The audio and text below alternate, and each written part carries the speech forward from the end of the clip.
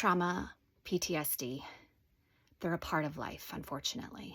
And everyone has different varieties of trauma. Everyone has their own idea of trauma and PTSD and different levels of severity, whether it's going through a bad divorce, losing a loved one, getting in a bad car accident, witnessing some sort of trauma. My name is Renee. I'm a 40-year-old breast cancer survivor.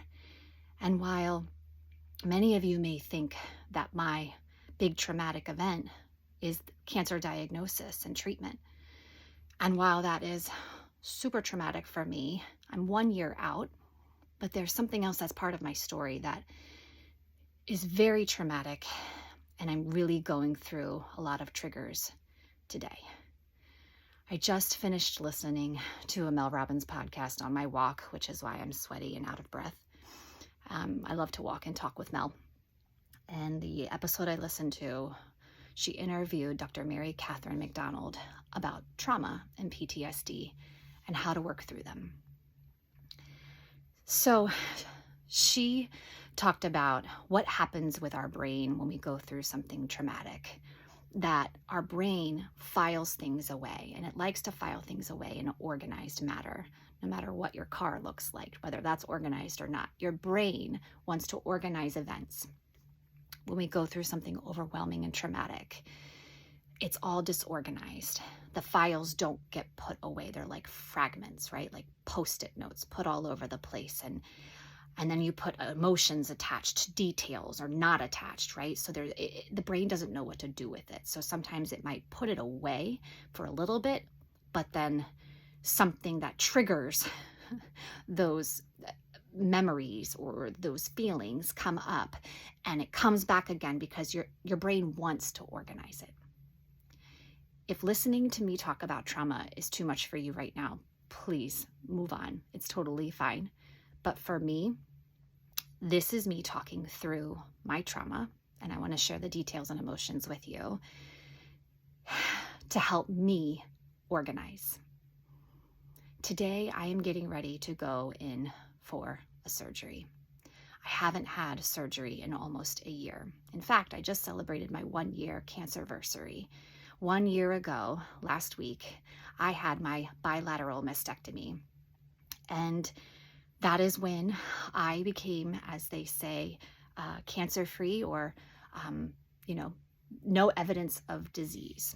And I'm so thankful for that day. And that day went really well. The next day, however, is where my traumatic event begins. I was cleared to go home, but I just wasn't feeling well. And my body was like warning me all throughout the day that something wasn't right. And I kept feeling this pressure in my chest, which is normal. Although after a mastectomy, you don't have feeling in your chest. It just the pressure, like I could feel that, right? But I kept getting this wave of pressure on my right side, which was my cancer side, where the surgeon had to be, pretty aggressive to get all the tissue out. And I just kept saying to my nurse, I'm really not feeling well. I don't feel comfortable going home. This doesn't feel right. So we got to a point where she wanted to, unwrap me, take a look and take pictures and send to my surgeon. And in that moment, I knew something was going to happen. My blood pressure dropped significantly. I passed out and went unconscious. In that moment, my husband was rushed out of my room, and a whole team of doctors and nurses with paddles and all kinds of things came running in. Now, I don't have all the details of this event. I was unconscious. So I'm trying to piece together details and information from other people. So I have my husband's side of the story, which, his version is traumatic for him, being swept out of the room, sat down on a bench with a chaplain sitting with him, not knowing if I'm dying or what's going on. So I have his side of the story. And even when I asked my medical team what happened, unfortunately, my doctors weren't in the room. After your surgery, your surgeons have other patients. They're doing their own thing. They're not there. I was in just a regular recovery floor with these nurses, which were amazing, but like they didn't know what had just happened to me and what was going on. So even when I asked them what's really, what happened, they don't really have information to tell me. They can guess that, I was hemorrhaging, I was losing a lot of blood, and my blood pressure dropped to, I think, like 50/25, and I went out. Now, in that moment, I don't know the exact amount of time, but I was unconscious. I was out. But there was a point where I started to come to. And I couldn't open my eyes. And I could hear everything around me. And I've never been so scared in my life. I really thought I was dying. I couldn't tell if it was an out-of-body experience and I was dead and I was listening to everything around me, or if I was alive. I didn't know. And it was really scary because, the nurses were all trying to gather information and figure out what to do to help me. And they were asking these questions like, name, surgery, what happened, who's her doctor, blah, blah, blah. And I'm literally yelling it in my head, but I couldn't respond. I couldn't open my eyes. I couldn't talk. I couldn't move. And I've never been so scared for my life. And so finally, I was able to squeeze a nurse's hand, and my eyes were still closed, but I just started crying. And then I could hear her say, she's here, she's here. And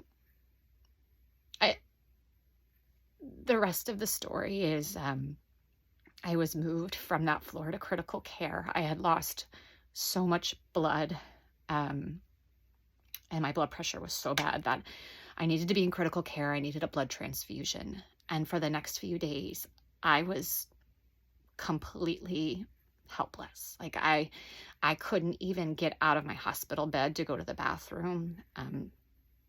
I was literally laid in bed and out of it for days. And so that really interrupted my recovery process from my mastectomy. But more importantly, it really left a lasting impression on me. And here I am getting ready to go in for surgery. And yes, I had 2 other surgeries after that mastectomy. And yes, I was scared. But those 2 surgeries were emergency surgeries. I didn't have time to think about it. This I've been putting off and waiting and healing since October. So I've had a long time to kind of, take some time off, right? But now it's scheduled and it's happening. And I've had time to think about it. And I know I'm going to be okay. I mean, I never thought my life was ever going to be in danger, even when I was diagnosed. I remember Neil asking, like, what's your biggest fear? Are you afraid that you're going to die? And I said, no, I know this was caught early. I'm so thankful. What I'm fearful of is what I'm going to have to go through. What does the rest of my story look like? Like, what does my fight look like? Like, those were my fears after diagnosis. But once you've been near death and you've had that experience, it's a different level. And again, I know not everybody's gone through a trauma like that, but everyone's gone through trauma, whatever it is. And so I'm so thankful that I have a therapist to talk to who can help me unpack all of this. Talking with you and talking like this helps me try to organize these details, these emotions. I'm hoping that I can feel calm and use different healing modalities to go into my surgery, having confidence in my team, having confidence in my body that it will heal itself because it's already proven to do so. And also just having trust and faith in God. But it's hard, guys. This is hard. So if you don't listen to Mel Robbins, I highly recommend this podcast. I'll put the show in the comments so that you can listen to it if you also need to unpack something traumatic. I know as time goes on, that will help heal too. But we all need to stop feeling shameful for having trauma and having PTSD, no matter what it is. It's normal. It's okay. We need to normalize it. So I'm going to be okay. My body's going to heal itself. And yeah, I'll see you guys on the other side of it.